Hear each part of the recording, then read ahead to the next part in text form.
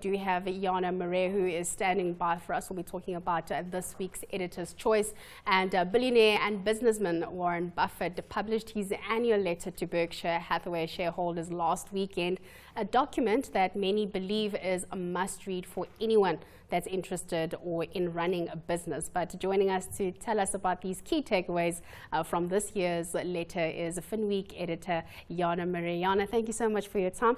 Tell us what has been so special about Warren Buffett. Everybody talks about him. It's a must-read, this letter, but what's so special? I know. Well, I suppose, you know, he's one of the richest men in the world, and he got a lot of that wealth through investing. So if somebody like him shares his wisdom, which is what he does in his annual shareholders letter, it's unlike a lot of other companies where they put out these communications to shareholders and it's deadly boring and frankly, you know, it's probably only the lawyers who ever read through it.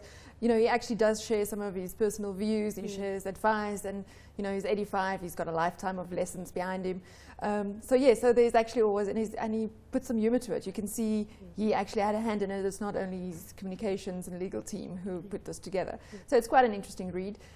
Parts of it, I must say, I found a bit complicated, but there's quite a few lessons in it. And I think the greatest news for fans out there is that for the first time ever, they're going to broadcast their AGM, which is always, you know, it is seen as this pilgrimage. I think more than 40,000 people attended last year.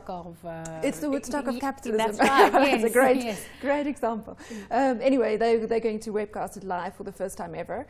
So all of us will be able to watch it, and you don't have to travel all the way to Nebraska anymore to go and see what they have to say in real time. So that should be interesting. If you don't have anything going on the 30th of April, you know, book out your Saturday and watch Warren online. I might just book out my Saturday. He's 85 years, like you said, a lifetime of lessons. What were some of these key lessons that came out of this newsletter, Jana? Yeah, I think for investors, the interesting things for me, and none of it is rocket science, but you know, you kind of always have to just reaffirm or hear these lessons again. Yes. The one thing that he talked about, I mean, Berkshire Hathaway, his company is, you know, they have businesses that they completely control, but then they also invest in listed companies, and in some of them they all own very small stakes. And his view is that they'd rather own a really small stake of a great company than control a company that's not so great. And his analogy was, I'd rather own a share in the Hope Diamond than a whole of a rhinestone. And then there's a few of the shares, you know, they talk about some of the listed shares that they increase their holdings in, which is, I suppose, you know, if one example is Coca-Cola. They increased their stake in Coca-Cola last year.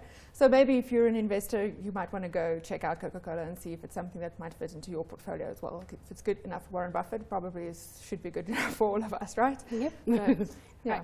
And from a business perspective, I think, and that was a nice lesson, I thought, and especially given we've seen a lot of criticism recently against South African listed companies, the likes of MTN, for example.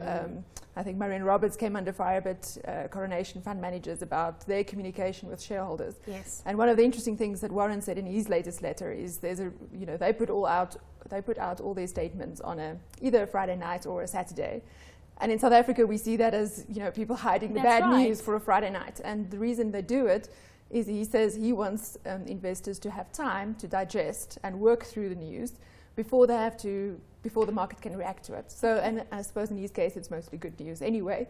But he doesn't want institutional investors to have a heads up on the retail investors, which is quite interesting as well. That's some great insight there. We should definitely keep that in mind next time we see a sales announcement that comes through after market close. That's right. Jana, thank you so much. Of course, that was Finweek Editor Jana Marais.